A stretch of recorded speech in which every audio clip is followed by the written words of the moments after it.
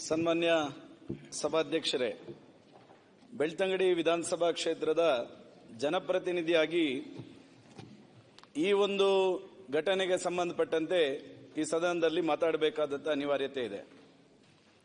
ನಾನು ಈ SIT ಪ್ರಕರಣವನ್ನು ಮಾತಾಡುವುದಕ್ಕಿಂತ ಮುಂಚೆ ಬೆಳ್ತಂಗಡಿ ವಿಧಾನಸಭಾ ಕ್ಷೇತ್ರದ ಧರ್ಮಸ್ಥಳ ಗ್ರಾಮ ಪಂಚಾಯತ್ ವ್ಯಾಪ್ತಿಯ ಪಾಂಗಳದ ನಿವಾಸಿಯಾಗಿದ್ದಂತಹ ವಿದ್ಯಾರ್ಥಿನಿ ಕುಮಾರಿ ಸೌಜನ್ಯ ಅವರ ಹತ್ಯೆ ಅಕ್ಟೋಬರ್ 9, 2012 ಆಯಿತು.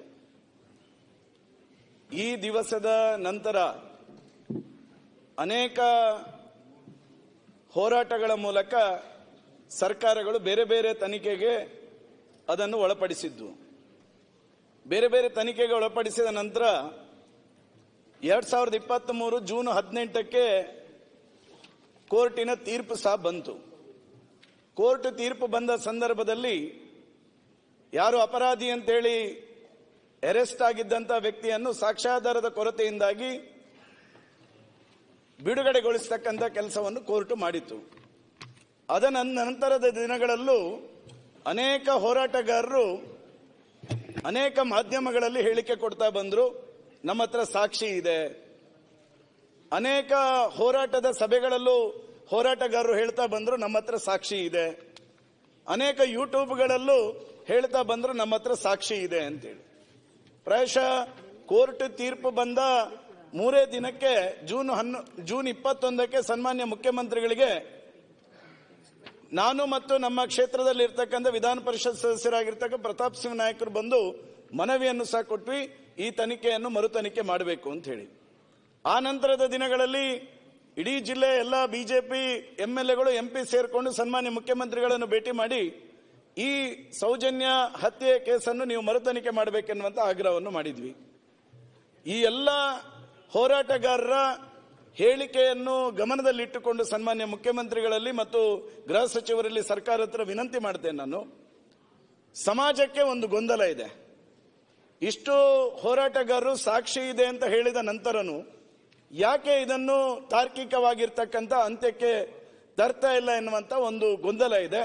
ಆ ಗೊಂದಲವನ್ನು ನಿವಾರಣೆ ಮಾಡಿಕೊಡತಕ್ಕಂಥ ನಿಟ್ಟಿನಲ್ಲಿ ಸರ್ಕಾರ ಮತ್ತು ಮುಖ್ಯಮಂತ್ರಿಗಳು ಹೇಳಿಕೆಯನ್ನು ಸಮಾಜಕ್ಕೆ ಈ ಸದನದ ಮೂಲಕ ಹೇಳಬೇಕೆನ್ನುವಂಥದ್ದನ್ನು ಮೊದಲು ನಾನು ಈ ಸಂದರ್ಭದಲ್ಲಿ ಹೇಳ್ತಾ ಇದ್ದೇನೆ.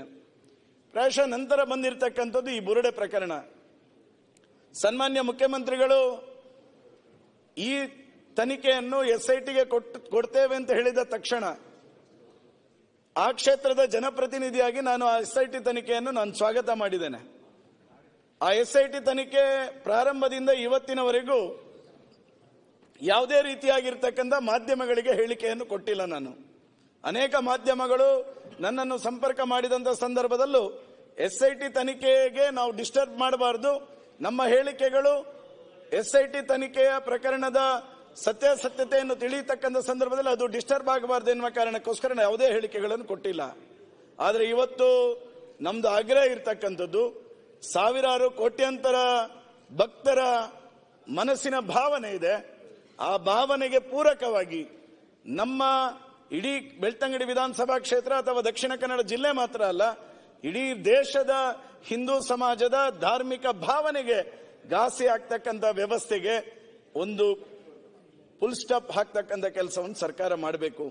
ನಾನಿವತ್ತು ಎಲ್ಲ ಕ್ಷೇತ್ರದ ಜನ, ಜಿಲ್ಲೆಯ ಜನರ ಪರವಾಗಿ ನಾನು ವಿನಂತಿ ಮಾಡ್ತೇನೆ, ರಾಜ್ಯ ಸರ್ಕಾರ ಈ SIT ತನಿಖೆಯ ವರದಿಯನ್ನು ಆದಷ್ಟು ಶೀಘ್ರ ಸಮಾಜದ ಮುಂದೆ ಇಡತಕ್ಕಂಥ ಪ್ರಾಮಾಣಿಕ ಕೆಲಸವನ್ನು ಮಾಡಬೇಕೆನ್ನುವಂತ ಆಗ್ರಹವನ್ನು ನಾನು ಸರ್ಕಾರಕ್ಕೆ ಈ ಮೂಲಕ ಮಾಡ್ತೇನೆ. ಆ ಮೂಲಕ ಹಿಂದೂ ಸಮಾಜದ ಧಾರ್ಮಿಕ ಶ್ರದ್ಧಾ ಕೇಂದ್ರದ ಮೇಲೆ ಆಗ್ತಕ್ಕಂಥ ಅಪಮಾನವನ್ನು, ಈ ರೀತಿಯ ಸುಳ್ಳು ಹೇಳಿಕೆಗಳನ್ನು, ಈ ರೀತಿಯ ಯಾವುದೋ ರೀತಿಯಾಗಿ ಭಾವನೆಗೆ ಘಾಸಿ ಆಗ್ತಕ್ಕಂಥ ವ್ಯವಸ್ಥೆಗಳನ್ನು ಯಾರೂ ಮಾಡಬಾರದು. ಮತ್ತೆ ನ್ಯಾಯ ಅನ್ಯಾಯ ಎನ್ನುವಂಥದ್ದನ್ನು ತೀರ್ಮಾನ ಮಾಡಲಿಕ್ಕೆ ಕಾನೂನಿನ ವ್ಯವಸ್ಥೆಗಳಿದೆ. ಯಾರೇ ತಪ್ಪು ಮಾಡಿದ್ರೂ ಶಿಕ್ಷೆ ಆಗಲೇಬೇಕಾಗ್ತಕ್ಕಂಥದ್ದು. ನಾನು ಈ ಸಂದರ್ಭದಲ್ಲಿ ಆಗ್ರಹ ಮಾಡ್ತೇನೆ, ಆ SIT ತನಿಖೆಯ ಮೂಲಕ ಏನು ಸತ್ಯಾಸತ್ಯತೆ ಇದೆ ಎನ್ನುವಂಥದ್ದನ್ನು ಸನ್ಮಾನ್ಯ ಮುಖ್ಯಮಂತ್ರಿಗಳು, ಗೃಹ ಸಚಿವರು, ಉಪಮುಖ್ಯಮಂತ್ರಿಗಳು, ಸರ್ಕಾರ ಸಮಾಜದ ಎದುರಿಗೆ ಆದಷ್ಟು ಶೀಘ್ರವಾಗಿ ಅದನ್ನು ವರದಿಯನ್ನು ಮಂಡಿಸಬೇಕೆನ್ನುವಂತ ವಿನಂತಿಯನ್ನು ನಾನು ಎಲ್ಲ ಭಕ್ತರ ಪರವಾಗಿ ನಾನು ಮಾಡ್ತಾ ಇದ್ದೇನೆ. ಅಶೋಕ್ ರೈ. ಸಭಾಧ್ಯಕ್ಷರೇ, ನಾವು ಸಾಕಷ್ಟು ವರ್ಷಗಳಿಂದ ಸಾರ್ವಜನಿಕ ಬದುಕಲ್ಲಿ ಇದ್ದೀವಿ. ನಾವು ಬಹಳಷ್ಟು ಕಂಪ್ಲೇಂಟ್ಸ್ ಎಲ್ಲ ನೋಡಿದ್ವಿ. ನನ್ನ ಅನುಭವದಲ್ಲಿ the most privileged complainant is this ಮುಸುಕುದಾರಿ. ಇವನ್ಗಷ್ಟು ಪ್ರಿವಿಲೇಜಸ್ ಯಾವ ಕಂಪ್ಲೇಂಟ್ಗೂ ಸಿಗಲೇ ಇಲ್ಲ. ಆ ರೀತಿ ಇವತ್ತು ಸಿಕ್ಕಿದೆ. ಮತ್ತೆ ಸುನೀಲ್ ಕುಮಾರ್ ಅವರು ಹೇಳಿದಂಗೆ ಧರ್ಮಸ್ಥಳ ಒಂದು ದೇವಸ್ಥಾನ ಅಲ್ಲ, ಒಂದು ಭಾವನೆ ಅದು. ನಾವು ಹಿಸ್ಟ್ರಿಯಲ್ಲಿ ನೋಡ್ಬಿಟ್ಟಿದೀವಿ. ಮೊಹಮ್ಮದ್ ಗೋರಿ, ಮೊಹಮ್ಮದ್ ಗಜ್ನಿ, ಅಲ್ಲಾವುದ್ದೀನ್ ಖಿಲ್ಜಿ ಇವರೆಲ್ಲ ಬಂದು ಆ ಸೋಮನಾಥನ್ ಮೇಲೆ ಅಟ್ಯಾಕ್ ಮಾಡಿದ್ದು, ವಿಗ್ರಹಗಳನ್ನ ಬಂಧಿಸಿದ್ದು, ನಮ್ಮ ನಂಬಿಕೆಗಳನ್ನ ಹಾಳು ಮಾಡಕ್ ಟ್ರೈ ಮಾಡಿದ್ವಿ. ಇದು ಹೊಸ ಸಂತತಿ. ಇದು ನೆಪ. ಇದು ಸೌಜನ್ಯದು ನಾವು ಹೇಳ್ದಂಗೆ ನ್ಯಾಯ ದೊರಕಲೇಬೇಕು. ಅರೆ ಸೌಜನ್ಯ ಸಾವನ್ನ ಉಪಯೋಗಿಸ್ಕೊಳ್ತಾ ಇದ್ದಾರಲ್ಲ ತಮ್ದ್ಯಾವುದೋ ಒಂದು ಅಜೆಂಡಾಗೆ, ಅದಕ್ಕೆ ಅವಕಾಶ ಕೊಡಬಾರ್ದು. ನಾನು ಆಗ್ಲೇ at the risk of repetition ಹೇಳ್ತೀನಿ, SIT should have had the minimum common sense.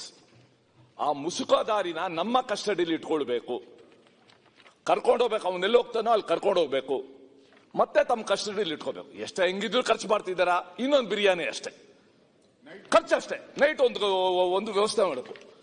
ಅವನು 8 ಗಂಟೆ ಇರ್ತಾನೆ, ಇದೇನು ವರ್ಕಿಂಗ್ ಅವರ ಇದು? ನಮ್ಮ ಇವರು ಸ್ಪೀಕರ್ ಅವರು ಬೆಳಗ್ಗೆ 9:00 ಬನ್ನಿ ಅಂತ ಅಂದ್ಬಿಟ್ಟು 8 ಗಂಟೆ ಕಳಿಸ್ತಾರಲ್ಲ, ಆ ರೀತಿನ ಅದು? ಅವ್ನು ಬೆಳಗ್ಗೆ ಬರ್ತಾನಂತೆ, ಸಂಜೆ ಅವ್ನು ಬೇಕಾದಂಗೆ ಹೋಗ್ತಾನಂತೆ, ಅಲ್ಲಿ ಮುಸುಕು ತೆಗಿತಾನವನು. ಇದು ಒಂಥರ, ನಾನು ಎಲ್ಲೂ ಕೂಡ ಈ ರೀತಿ ವಿಚಾರಣೆನ ಕೇಳಿಲ್ಲ. Unheard, unseen. ಆ ರೀತಿ ಇವತ್ತು SIT ಮಾಡ್ತಾ ಇದೆ. ಈಗ ಎಲ್ಲಾರ್ದು ಇವತ್ತು ಬೇಡಿಕೆ ಇರೋದು, ಮನವಿ ಇರೋದು, SIT should not be misguided by that ಮುಸುಕುದಾರಿ. ಇವತ್ತು ತುಂಬಾ ಮಿಸ್ಗೈಡ್ ಆಗ್ತಾ ಇದೆ. ಜೊತೆಗೆ ಯಾರೋ ಎಲ್ಲೋ ಕೂತ್ಕೊಂಡು ಡೈರೆಕ್ಷನ್ ಕೊಡ್ತಾ ಇದ್ದಾರೆ. ಇವನು ಬಿಡಿ ಅಗಿಲಿ ಬಾಹುಬಲೆಗೆ ಹೋಗಿ, ನೆಕ್ಸ್ಟ್ ಬೇಕಾದ್ರೆ ಧರ್ಮಸ್ಥಳದ ಯಾರು ಕ್ಷೇತ್ರ ಅವ್ರ ಮನೇಲೇ ಊತಿರ್ಬೋದು ಅಂದ್ರೆ ಅಲ್ಲಿಗೂ ಕೂಡ ಹೋಗಿ ಅಗಿಸ್ತೀರ ನೀವು. ಸೊ ಅದಕ್ಕೋಸ್ಕರ they should be limit. Don't play with the trust or faith of the Hindu community. ಆ ಭಾವನೆಗಳ ಜೊತೆ ನೀವು ಚೆಲ್ಲಾಟ ಆಡಬೇಡಿ. ಯಾಕಂದ್ರೆ ನಾನು ವೈಯಕ್ತಿಕವಾಗಿ ನನ್ನ ಜೀವನದಲ್ಲಿ ಯಾರು ಬಂಧು ಇಲ್ಲ. ನನ್ಗಿರೋದು ಒಬ್ಬನೇ ಒಬ್ಬ ಬಂಧು ಅಂತ ಅಂದ್ರೆ ಧರ್ಮಸ್ಥಳದ ಮಂಜುನಾಥ. ನನಗೆ ಜೀವನದಲ್ಲಿ ಬಂದ ಕಷ್ಟ ಸಮಯದಲ್ಲೆಲ್ಲ ಸಹಾಯ ಮಾಡಿರೋನು ಅಂದ್ರೆ ಮಂಜುನಾಥ. ಈ ತರ ಲಕ್ಷಾಂತರ ಜನ ಇದ್ದಾರೆ ಯಾರಿಗೂ ಸಹಾಯ ಮಾಡದೇ ಇರೋರು. Don't play with their emotions, faith. ತಕ್ಷಣ ಈ SIT ಅವನ ಹುಚ್ಚಾಟಕ್ಕೆ SIT ಬಲಿಯಾಗದ್ ಬೇಡ. ನಮ್ಮ ಪೊಲೀಸವ್ರಿಗೂ ಘನತೆ ಇದೆ, ಗೌರವ ಇದೆ, ಅವ್ರ ಕ್ಷಮತೆ ಇದೆ. ಅವ್ರು ಯಾರೋ ಒಬ್ರು ವಕೀಲರು, ಮುಖ್ಯಮಂತ್ರಿಗಳೇ, he writes a letter to the Kerala legislature. Kerala ಲೆಜಿಸ್ಲೇಚರ್ಗೆ ಲೆಟರ್ ಬರೆದು ಕೇರಳ ಲೆಜಿಸ್ಲೇಚರ್ ಅಲ್ಲಿ ಇದ್ರ ಬಗ್ಗೆ ರೆಸೊಲ್ಯೂಷನ್ ಪಾಸ್ ಮಾಡಬೇಕು ಅಂತ ಲೆಟರ್ ಬರೀತಾರೆ. ಅಷ್ಟೇ ಅಲ್ಲ, ಕೇರಳ ಪೊಲೀಸ್ ಅವರು ಇಲ್ಲಿನ ಇನ್ವೆಸ್ಟಿಗೇಷನ್ ಬಂದು ಅಸಿಸ್ಟ್ ಮಾಡಬೇಕು ಅಂತ ಬರುತ್ತೆ. ಏನು ಹುಚ್ಚಾಟಕ್ಕೆ ಒಂದು ಲಿಮಿಟ್ ಇರಬೇಕು. Some limit. ಇನ್ನೊಬ್ರು ಪ್ರಚೋದನಾಕಾರಿ ಮಾತುಗಳನ್ನ ಆಡ್ತಾ ಇದ್ದಾರೆ. ಸೊ ಅದಕ್ಕೋಸ್ಕರ ಇದು ಮತ್ತಷ್ಟು ಹೆಚ್ಚಾಗಿ ರಾಜ್ಯದಲ್ಲಿ ಜನಸಾಮಾನ್ಯರಲ್ಲಿ, ಭಕ್ತರಲ್ಲಿ ಕ್ಷೋಭೆ ಹೆಚ್ಚಾಗಿಂತ ಮುಂಚೆ put an into this drama. This is nothing but a drama with an agenda. ಇದನ್ನ ನಿಲ್ಲಿಸಬೇಕು. ನಾವೆಲ್ಲರೂ ಕೂಡ ಆಗ್ರಹ ಮಾಡ್ತಾ ಇರೋದು, ದಯವಿಟ್ಟು SIT ಮಧ್ಯಂತರ ವರದಿನ ಕೊಡಿ. ಮಧ್ಯಂತರ ವರದಿ ಕೊಟ್ಟು ಹೆಚ್ಚು ಈ ಕಪೋಲ ಕಲ್ಪಿತ ಸಂಗತಿಗಳೇನು ಹರಡ್ತಾ ಇದೆ, ಪ್ಲೀಸ್ ಪುಟ್ ಎ ಸ್ಟಾಪ್. ಮತ್ತೆ ಬೇಗ ಆ ಹೇಟ್ ಸ್ಪೀಚ್ ಕಾನೂನು ತಂದು ಮೊದಲು ಅವ್ರನ್ನ ಒಳಗಡೆ ಹಾಕಿ.